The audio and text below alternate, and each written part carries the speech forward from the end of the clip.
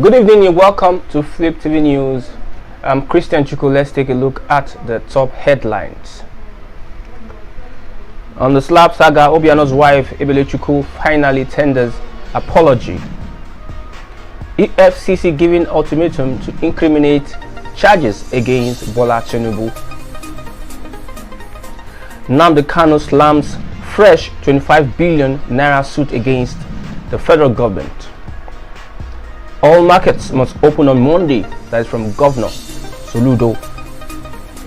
Southeast should forget about 2023 general elections. From the Counsel to Nnamdi Kanu. Let's take a look at the news in detail. Former Anambra State Governor Willie Obiano's wife Ebele Chuku Obiamo and late Ojuku's wife Bianca made headlines recently after the duo fought at the inauguration of Prof.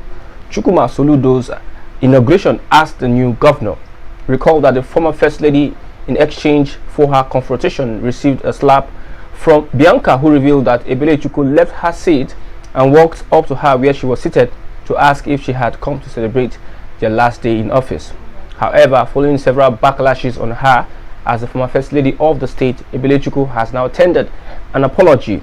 She said, "Those who know me can testify that before and throughout my 8 years as the First Lady of Anambra State, I pursued peace, promoted philanthropic gestures, which empowered many of our less privileged people.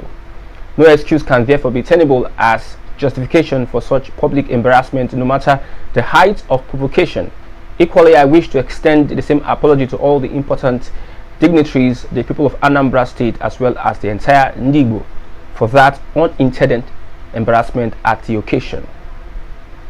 The Economic and Financial Crimes Commission (EFCC) has been given a 7-day ultimatum to prosecute Bola Tinubu, and All Progressives Congress (APC) presidential aspirant.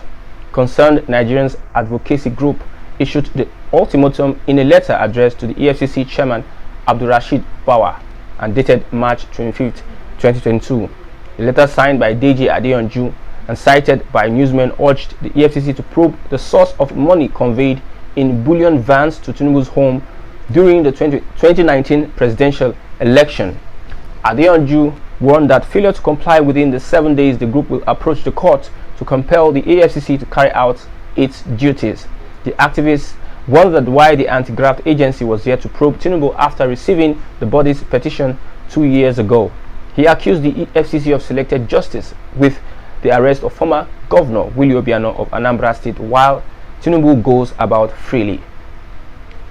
Detained leader of the Indigenous People of Biafra (IPOB) Nnamdi Kanu has filed a fresh suit against the federal government at the Federal High Court sitting in Umuahia, Abia State, seeking the enforcement of his fundamental human rights violated by the federal government following his extraordinary rendition in Kenya in June 2021. Kanu, in the suit filed by the Special Counsel Mr. Aloy Ejimako, seeks an order of the court to declare that the arrest of the applicant in Kenya by the respondent's agents without due process of law is arbitrary, and the respondents enforced disappearance of the applicants for 8 days and their refusal to produce the applicant before a Kenyan court for the purpose of applicant's extradition is illegal, unlawful, unconstitutional, and amount to infringement of the applicant's fundamental right against arbitrary arrest, to his personal liberty, and to fair hearing as enshrined and guaranteed under the pertinent provisions of the CFRN and the TACHA.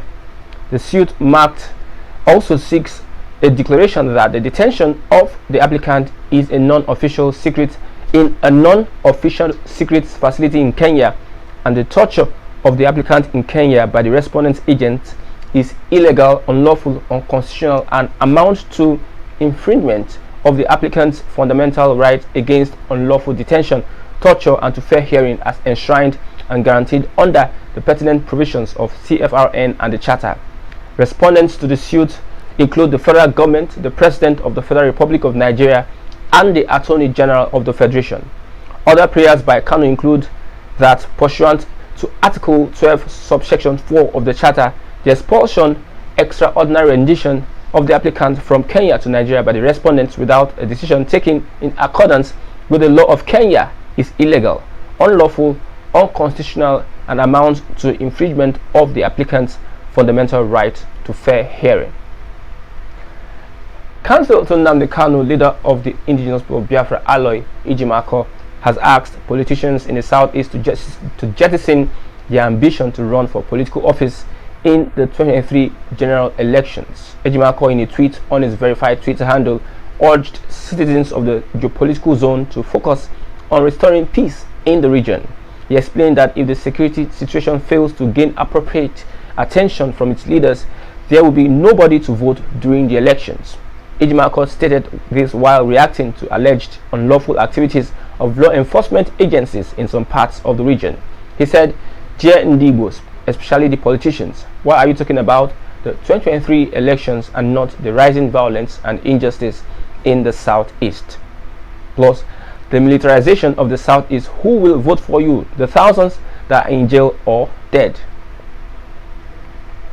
Governor Chukwuma Soludo has held a town hall meeting with all the market leaders in all Anambra markets and also the leaders of the respective transport unions in the state. The meeting, which took place at the Professor Dora Akinwumi Human Development Center, Awka, was attended by the Deputy Governor, Dr. Onyeka Chukwu Ibezim, the Secretary to the State Government, Professor Solo Chukwu Lobelu, security agencies, amongst others. Governor Soludo, while addressing the gathering, noted that his administration has great plans for all Anambra markets. The governor, who noted that the market leaders and transporters are critical stakeholders in the new Anambra project, said that the economy of Anambra is dominated by the commercial sector. He restated his commitment towards cleaning up all the markets, but emphasized that all must join hands to restore Anambra to its prime status. He said that his administration will review the market leadership, park management system, and promised to restore the master plan of Onitsha.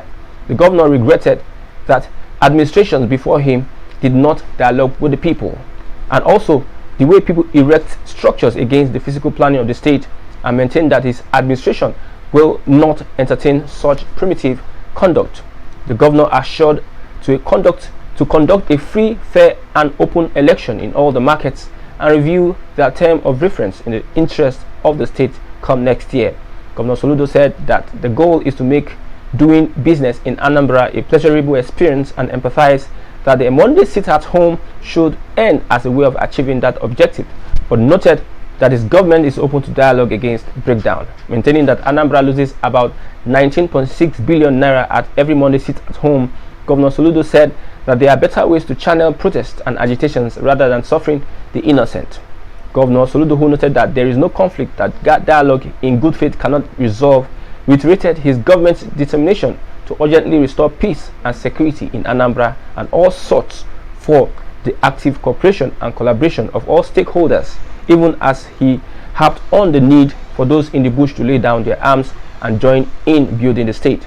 It was unanimously resolved at the meeting that starting from 4th of April 2022, all Anambra markets and roads should be busy with usual commercial activities. The President, Anambra Amalgamated Traders Association Asmata, Chief Ike Chukwu Ekwegbalu, in a vote of thanks, assured that they will continue to support the policies and programs of the government directed towards making Anambra a more livable place. We've come to the end of Fliptv News. Hope you enjoyed the report. I'm still Christian Chukwu.